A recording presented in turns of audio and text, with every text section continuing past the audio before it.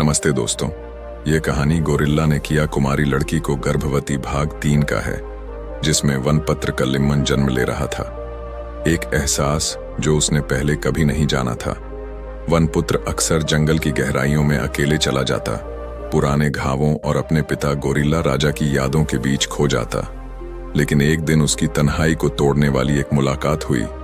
उस दिन जंगल में हल्की बारिश हो रही थी, पक्षी चहक रहे थे और चारों ओर हरियाली महक रही थी। तभी उसने एक मधुर गीत सुना। यह आवाज कोमल थी, लेकिन उसमें एक गहरा दर्द भी था। वनपुत्र ने झाड़ियों के पीछे झांका। वहां एक लड़की खड़ी थी।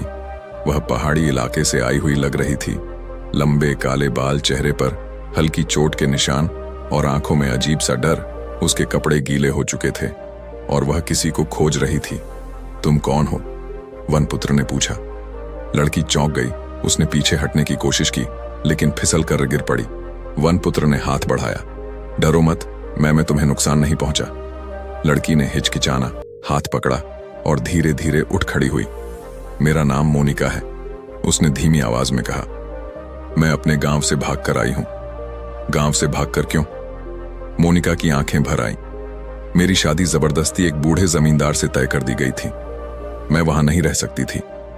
वनपुत्र ने गहरी सांस ली। वह जानता था कि मनुष्यों की दुनिया में और के साथ कैसा अन्याय होता है। तुम अब कहां जाओगी? मोनिका ने सिर झुका लिया। मुझे नहीं पता, बस यहां आकर मुझे शांति महसूस हो रही है, जैसे यह जंगल मुझे बुला रहा हो। वनपुत्र मुस्कुराया। यह जंगल किसी को ठुकरा नहीं जो इसे अपना बना लेता है। समय के साथ मोनिका जंगल में रहने लगी। वह वनपुत्र और राधा के साथ गांव और जंगल के संतुलन को बनाए रखने में मदद करने। वनपुत्र को एहसास हुआ कि वह अब पहले जैसा अकेला नहीं था। मोनिका उसकी दुनिया में एक नई रोशनी लेकर आई थी। धीरे धीरे मोनिका और वनपुत्र के बीच प्यार होने लगा। वह दोनों रोज गांव से जंगल में जाना शुरू कर दिया, लेकिन जंगल और गांव की यह शांति ज्यादा दिनों तक नहीं टिकने वाली थी। एक दिन जंगल के पास एक नया समूह आया। यह लोग व्यापारी थे जो जंगल की लकड़ियों को काटकर अपना व्यापार फैलाना चाहते थे। बलराम से भी ज्यादा चालाक और निर्दय थे। उन्होंने गांव वालों को लालच दिया, अगर तुम जंगल से दूर रहोगे और हमें लकड़ियां काटने दोगे तो हम तुम्हें सोना और अनाज देंगे। कुछ लालची गांव वाले उनके साथ हो गए, लेकिन राधा और वनपुर, हम जंगल को फिर से उजाड़ देंगे तो यह हमें फिर कभी माफ नहीं करेगा। राधा ने गांव वालों से कहा। उधर वनपत्र कलिम्मन, वे दोनों जंगल के हर पेड़ पौधे, नदी और पशु पक्षी के बीच एक नई दुनिया बसा रहे थे। लेकिन प्रेम का मार्ग हमेशा सरल नहीं होता। एक दिन जब वे दोनों जंगल के गहरे हिस्से में थे, एक बूढ़ा साधु उनके सामने आ खड़ा हुआ। उसकी आंखें ज्वाला की तरह चमक रही थीं और उसके हाथ में एक रुद्राक्ष की माला थी। रुको! साधु की गूंजती आवाजों से पक्षी तक उड़ गए। वनपत्र कलिम्मन, तुम्हारा प्रेम इस जंगल का संतुलन बिगाड़ देगा, साधु ने गंभीर स्वर में कहा। कौन हो तुम? वनपुत्र ने पूछा। साधु ने अपनी कमर सीधी की और गहरी सांस ली। मैं वह हूं जो इस जंगल की आत्मा को महसूस कर सकता है, और मुझे दिख रहा है कि तुम्हारा प्रेम जंगल के लिए संकट बन सकता है। मोनिका घबराई। हमने ऐसा क्या किया?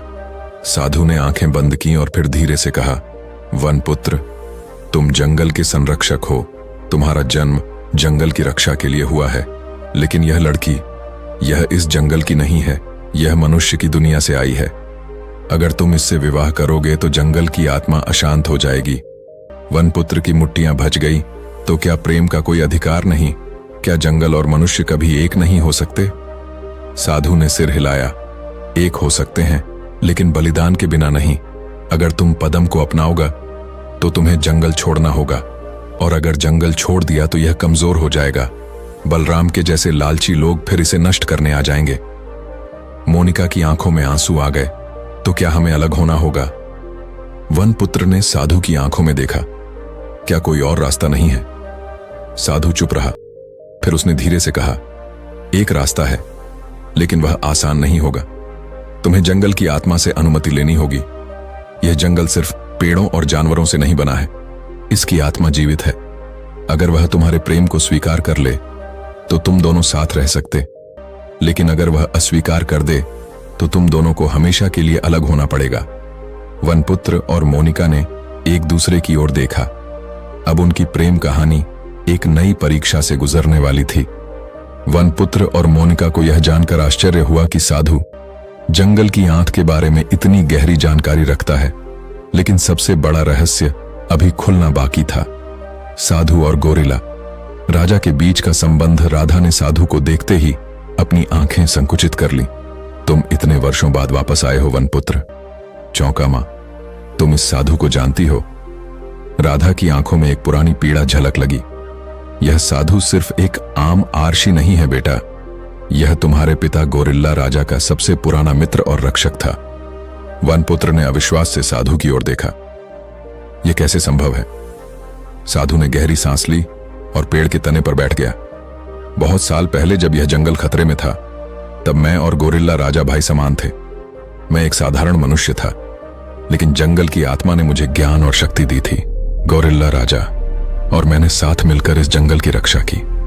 राधा ने आगे बताया, साधु को जंगल की आत्मा ने एक वचन दिया था, जब तक वह जंगल की सेवा करेगा उसे दीर्घायु और विशेष शक्तियां मिलेंगी। लेकिन फिर कुछ ऐसा हुआ जिसने सब कुछ बदल दिया। साधु ने भारी आवाज में कहा, गोरिल्ला राजा ने एक दिन मुझसे एक अनुरोध किया। उसने कहा कि जंगल और मनुष्यों के बीच एक सेतु बनाना होगा ताकि दोनों एक दूसरे को नष्ट ना करें। लेकिन मैंने अस्वीकार कर दिया। मैं जानता था कि मनुष्य हमेशा स्वार्थी होते हैं। वनपुत्र को अब समझ में आ रहा था कि यह साधु जंगल के बारे में इतना क्यों जानता था। तब गोरिल्ला राजा ने मुझे जंगल से बाहर निकाल दिया। साधु ने गहरी आवाज में कहा। उसने कहा कि अगर मैं संतुलन को नहीं समझ सकता तो मुझे जंगल छोड़ देना चाहिए। साधु ने वनपत्र क्लिम्मन, लेकिन मैं देखना चाहता हूं कि क्या तुम वही गलती करोगे जो तुम्हारे पिता ने की थी। वनपुत्र की आंखें जल उठीं। अगर प्रेम गलती है तो हां, मैं वही गलती करूंगा। साधु मुस्कुराया। तो ठीक है, अगर तुम्हें लगता है कि तुम्हारा प्रेम जंगल को बचा सकता है तो जाओ, जंगल की आत्मा से आशीर्वाद मांगो। लेकिन याद रखना, अगर जंगल ने तुम्हें ठुकरा दिया तो तुम्हें इसे हमेशा के लिए छोड़ना होगा। वनपुत्र और मोनिका जंगल की आत्मा की परीक्षा के लिए तैयार थे, लेकिन तभी साधु ने कुछ ऐसा कहा जिसने सबको चौंका दिया। जंगल की आत्मा से पहले तुम्हें अपने पिता की छिपी हुई विरासत को खोजना होगा। वनपुत्र ने आश्चर्य से पूछा, विरासत? मेरे पिता ने तो कुछ नहीं छोड़ा। साधु की आंखों में रहस्य चमका। यह जंगल जितना दिखता है उससे कहीं अधिक पुराना और शक्तिशाली है।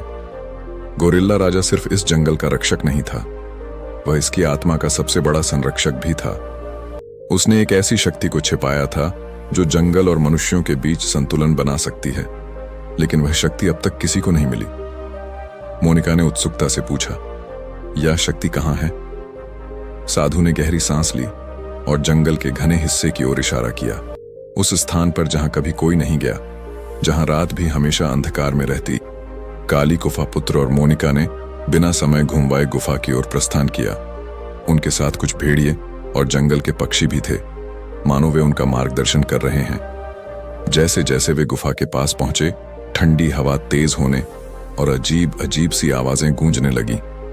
जैसे ही वे गुफा के अंदर गए, अंधेरा घना होता गया। अचानक चारों ओर जंगल के प्राचीन चित्र उभरने लगे। गुफा की दीवारों पर पुरानी कहानियां खुदी हुई थीं। गोरिल्ला राजा एक विशाल शक्ति को छिपाते हुए दिख रहा था। फिर एक गूंजती हुई आवाज आई, कौन है जो मेरी विरासत को खोजने आया है? वनपत्र का लिम्मन मंगल की आत्मा का प्रतीक है, वह शक्ति जो सब कुछ बदल सकती है।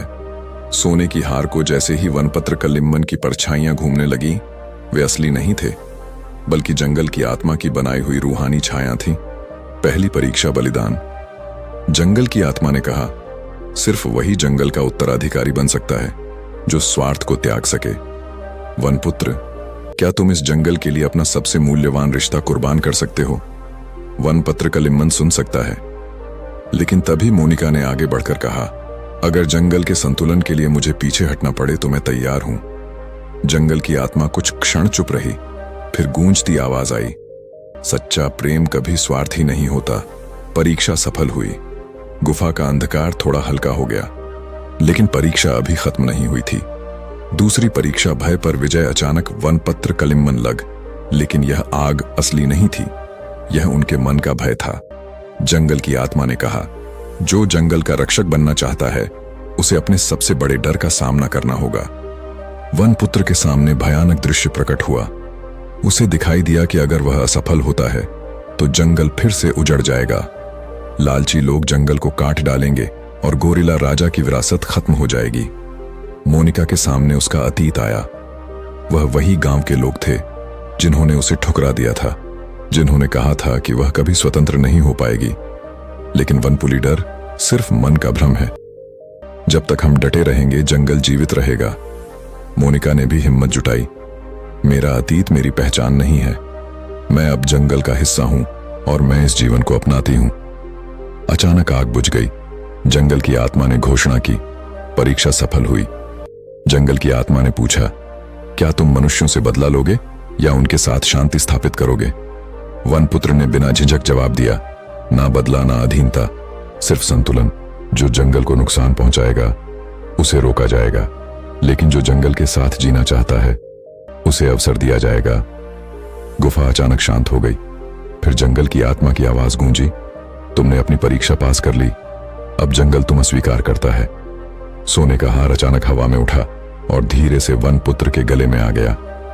उसी क्षण गुफा के अंदर से एक हल्की रोशनी निकली और चारों ओर हरियाली फिर से खिल उठी। वनपुर निकले। साधु ने उन्हें देखकर सिर झुका दिया।